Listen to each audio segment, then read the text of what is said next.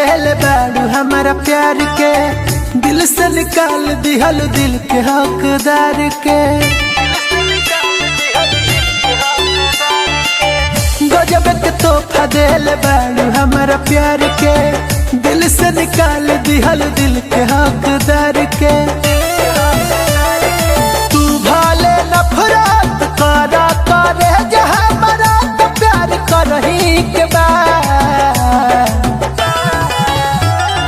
मर जाइब तोहरे याद में, एक दिन तो मरही के बाद मर जाइब तोहरे याद में, एक दिन तो मरही के बाद।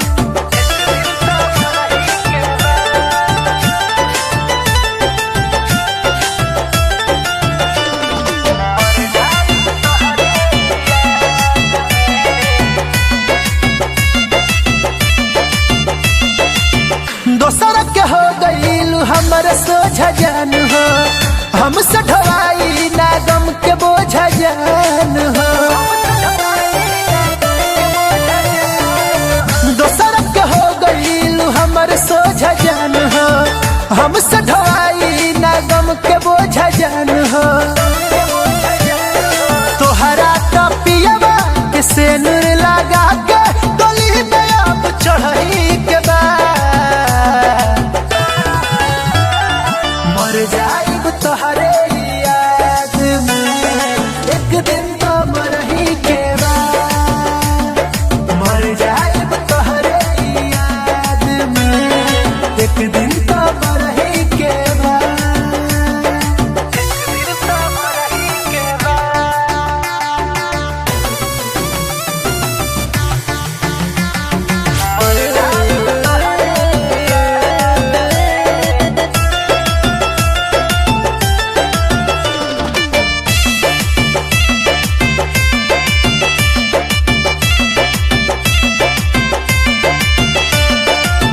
दिल टूटला के ना होला आवाज हो, तोड़ दिल बन के मासूम धोखेबाज